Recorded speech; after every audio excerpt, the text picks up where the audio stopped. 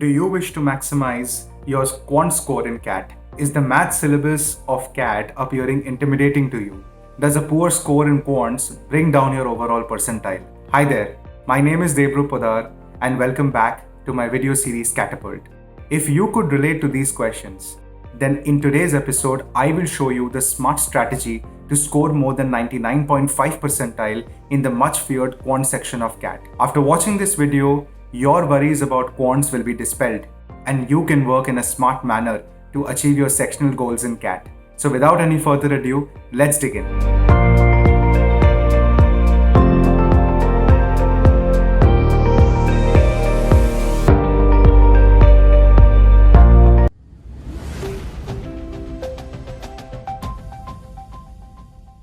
For the past year at Inside IIM, we have been conducting one-on-one career coaching sessions as counsel, short domain-specific courses as masterclasses, and university-affiliated certificate programs.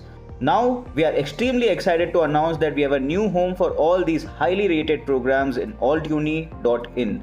So, if you are looking to earn a high salary, get a promotion, switch jobs, click on the link in the description or just visit altuni.in. Thank you, enjoy the video, and don't forget to press the bell icon to never miss an update. Cheers.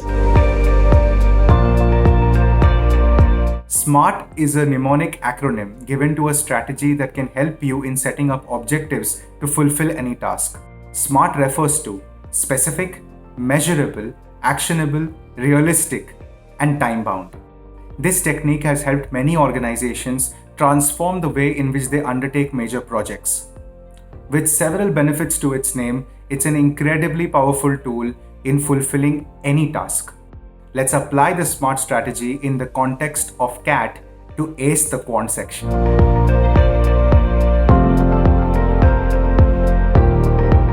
Let's start with S for specific, which means that your goals need to be well defined and easy to explain.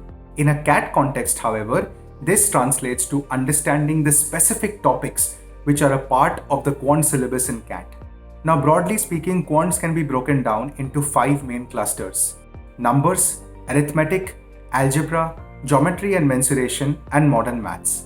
Within each of these clusters, there are several subtopics that also need to be analyzed and noted down in a structured manner. Doing so will give you a complete picture of the quant syllabus in CAT and will help you classify the different topic areas from which questions can be asked.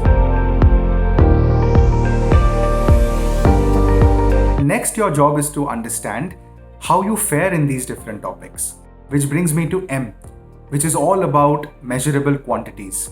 You need to measure and analyze your performance in the questions of these different topics across several mock exams that you write throughout your CAT prep. This you can do by following the 5W strategy by asking yourself, which are the topics that you're most comfortable with? What are the areas that require improvement? Which topic questions do you frequently get incorrect? What are the topics that inherently scare you? And finally, which topics questions end up taking a lot of time for you in a test-taking environment? When I asked myself these questions, I eventually figured out that algebra and geometry were my strong points, arithmetic and numbers were moderate, while modern maths was the weak spot that needed focused improvement. This entire classification and consideration strategy helped me understand and set a benchmark for my question selection strategy during the main exam. Next, we have A for actionable.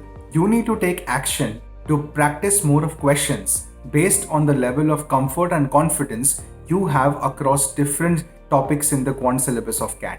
Accordingly, I practiced more of easy basic level questions in weaker areas to cement my fundamental concepts. These would be areas like permutation and combination, simple interest, compound interest, and probability. I did so by taking up shorter topic tests from IMS and Hit Bullseye, through which I could assess my performance in individual specific topics. I also practice higher level difficulty questions from relatively stronger areas like algebra and geometry by taking up tests of time and career launcher. This gave me a well-rounded, balanced approach to attempt any kind of question that came in the quant section of CAT. I also kept in touch with the basics of all the topics in the syllabus by referring to a formula book that I had prepared over the course of my online lecture learning experience. Shifting the focus to test taking, we come to R for realistic. You need to have a realistic idea of what you're going to do when you enter the quant section of CAT. For me, the strategy was to first skim through all the questions that appeared in the test and then identify those questions which were the easiest ones for me to begin the exam with. Usually these would be from topics like algebra, geometry and number system, which I would categorize as a category of questions which were easy for me to do in a short span of time, fetching me the highest amount of marks. Second, I would take another look at the paper to identify category B questions, which would be moderately difficult. Usually they would be from the arithmetic area, in which the questions can be sometimes tricky or sometimes quite lengthy for someone to solve. And lastly, if time permitted, I would try to attempt the category C questions, which usually for me were from modern maths. But I got around this by having a subtopic approach. For comfortable subtopics like logarithms, I was ready to take up questions of any difficulty. Whereas for not so comfortable subtopics like permutation, combination, or probability, I would decide that I would be in a position to answer only easy to moderate level but not very difficult questions in the main exam. Now, my mentors at IMS taught me this ABC approach, and they would funnily expand it as A. Abhi karo, B. Baad mein karo, and C. Chhod do. I highly recommend that you repeat and optimize this ABC approach of question selection in order to master the quant section of CAT. Finally, we come to T, which stands for time-bound or timely in nature. In a test-taking environment, time is of utmost importance. In every CAT mock exam that I wrote, how time flew by is a mystery yet to be unraveled.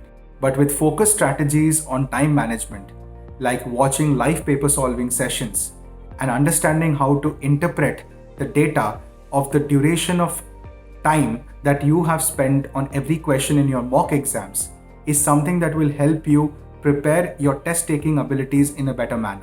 Ultimately, I also looked out for minor indicators which would be crucial in understanding what was exactly wasting that precious time. Things like taking more than 3 to 4 minutes to solve a question, getting stuck in the middle of a question without knowing how to innovate the solution, becoming adamant to solve a particular question because your ego doesn't allow you to let go of it and get it incorrect, especially if it's from a strong topic area. And finally, wrong question selection strategy that is consuming much more time for a fewer number of questions. Your takeaway from this should be that it's okay not to win every battle out there. The war of quants in CAT is out in the open and still there to be won. With the SMART strategy, I'm sure that you can elevate your quant score to the next level and attain that goal of maximizing your overall CAT performance. Mind you, the things discussed in the video are broad guidelines which would work differently for different people with minor tweaks, of course. But it worked like a charm for me because with the SMART strategy, I was able to secure 99.56 percentile in the quant section of CAT 2020. If you have found something smart in this video, give it a like and let me know in the comments how you found it. You can stay tuned to my video series Catapult, where many more specific, measurable, actionable, realistic, and timely videos will be coming up. You can also check out the first 2 videos of my video series to understand how to select your list of target B schools and how to structure your preparation with CAT 6 months from now. For more of such real-life stories on CAT preparation, please subscribe to Inside IIM and stay tuned for such exclusive content. Ciao.